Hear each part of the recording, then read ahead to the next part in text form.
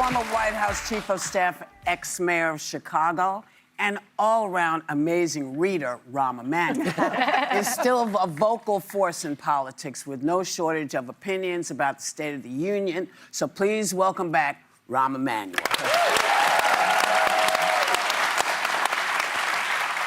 Joy, you got the first one. So, Rahm, welcome back. As she says, what do you make of what I said before? The New Yorker says that the Trump family has made over $4 billion since he first took office. Isn't there an emoluments clause or something to say you can't do that? Yeah, that's why all of Washington needs a good power washing. You're not kidding, boy. Members of Congress, no trading in stocks. Yes. President, no investor day in the Oval Office. And Supreme Court, you don't get to take gifts and trips from people that actually have cases in front. The whole place needs to be washed But out. can't the Democrats do something about that? Now, well, look, but I'll tell you even worse.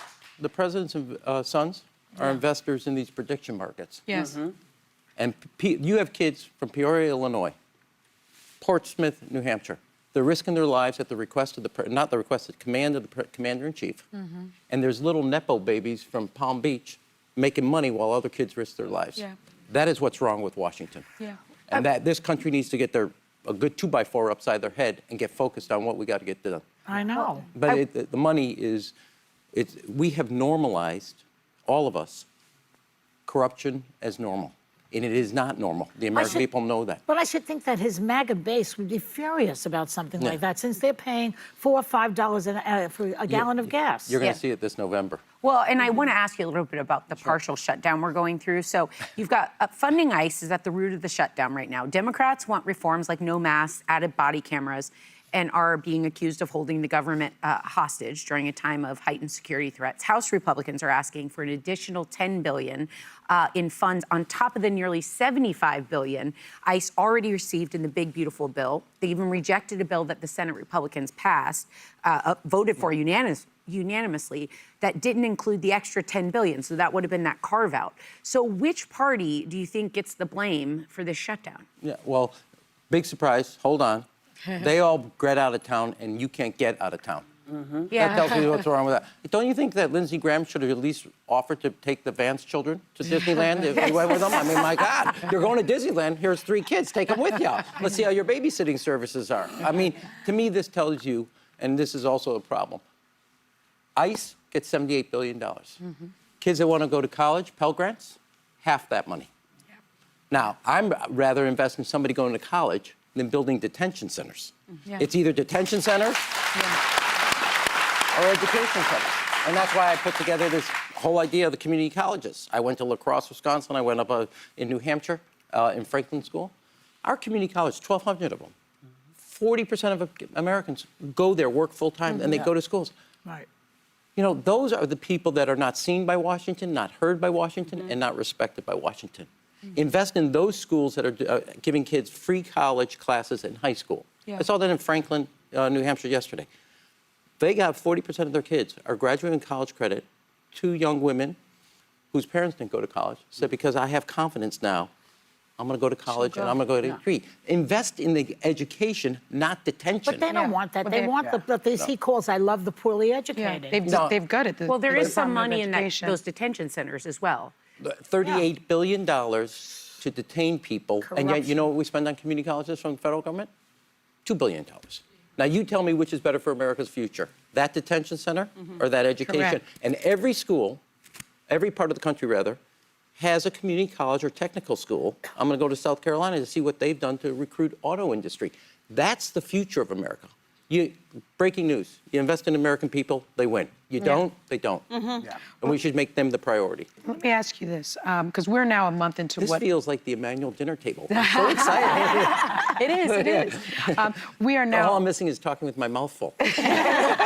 We're now a month into what I view as an illegal war with Iran. This administration has given varying reasons as to why we're in this war. One was destroying Iran's nuclear capabilities, going in before Israel was going to go in. That came from Marco Rubio. They've also discussed regime change. Now, there is now reporting from the Washington Post that the Pentagon is preparing for weeks of ground troop operations in the region, sending Marines in. Trump has, although, said, we've already won the war. So, but he's also asking for an additional $200 billion. and sending in more troops. So what do you think is the most likely scenario? Will this end with boots on the ground in Iran? One is I hope it doesn't. And two, I think, look, you can't unring a bell the president rang, but we should never have rung this bell. It's not just a war of choice, it's a bad choice. Yeah. And it's very clear Iran was offering us everything that we're trying to get done right now. And we didn't have to risk America's best, which is the men and women who volunteer to serve our interests, the true 1% in my view. The second thing is... Well, you were in the White House when the Iran deal was I was out, were you but out? I was out. But you were advising? Yeah, well, I was the mayor. I think some people think I was constantly advising, Okay. too much to their chagrin. But look, that was a 52-48, but I put my thumb in because I thought in the end of the day, it prevented Iran from getting nuclear capacity. Here's what's happened. We're trying to degrade their nuclear capacity, but Iran in this war found they have a nuclear option. They close the Strait of Hormuz. They hold everybody hostage. So the president, unlike what he has said and asked the military to do, which is the finest in the world, hasn't spent the time thinking through. Every president was offered this idea and realized, as I say, what goes into the Oval Office is bad and worse. And you have to have the judgment to know the distinction. Example of this, Kennedy had the Bay of Pigs, massive. Then you have the Cuban Missile Crisis. He learned who to trust, who not to trust, and he learned about himself. We have a president who makes a decision. Every president before him has rejected this idea because it doesn't work out. I think if Iran, I'm sorry about this, if Iran does not come forward and we don't have a plan to open up the Strait of Hormuz, he will probably, for leverage purposes, put our young men and women at risk on the islands. That's what I think he will do. We know he's incompetent. I think that's a given. Why do you think he went in there? What is that? There might be some other reason why he did this. Because we stopped talking about the Epstein files. No. It worked perfectly. Do you agree with that? Because I agree with Look, he could have given a different speech about degrading the nuclear capacity, the missile delivery, the terrorist organizations, and Iran's disruption. Right. But once he jumped the tracks into the political regime change, et cetera, first of all, you're not going to do that from the air. It's never been done in the world.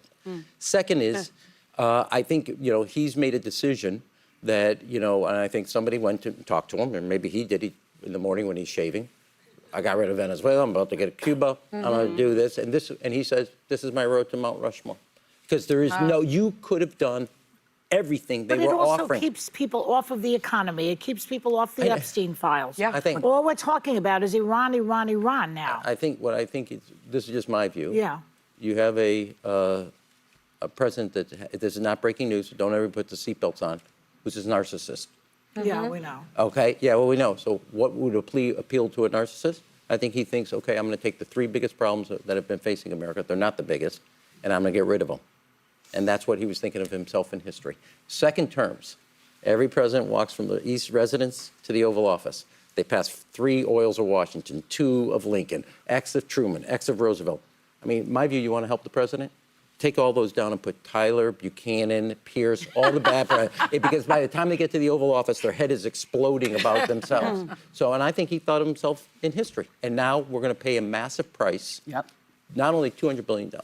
Human. They cut $24 billion of Americans' health care. That's right. And now we're going to spend $200 billion on a war that is a bad choice. You know what?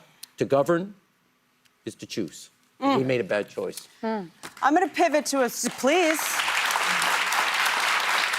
applaud some sanity. I'm going to pivot to something a little sunnier. Your personal achievements are about as impressive as your professional achievements. I just want... I got a spouse you can call. She wouldn't take my call. She doesn't take mine either, so don't worry about it. As a new mom and someone who's always... Thank you. As someone who has always been sort of obsessed with your family, your parents made some pretty impressive kids. Even more impressive to me than your achievements is the fact that you and your siblings have followed their dreams, and it seems like your children are following their dreams. Do you have any parenting advice for us? This is one I want to thank you. A topic we don't talk about, but we need to talk about. The most important thing, there's 3 doors a child walks through in their life that are the most important doors of their life. The front door of the home, the front door of the school, and the front door of the place of worship. And if you unite those doors, I don't care a child's zip code. I don't care a child's background, income. Child succeed. 2, this stuff about quality time is crap. It's about being present in a child's life. So my dad always said this, not that he practiced this. No child, he was a pediatrician. He never met a child that was spoiled because they were told too many times a day they're loved.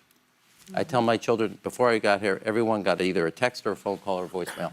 I love you and I'm proud of you. It gives them the confidence to take risks in life. Second, or third rather, we organize chief of staff, mayor, throughout it all, Congress, 4 dinners a week as a family. Yes. And family dinners are the single most important thing a family can do. And as I used to say in the White House is family friendly to the first family. Because I'm sitting at dinner taking all the situation room calls. But that, and then the other thing is, Amy and I would split it up if anybody had like a test that week or whatever.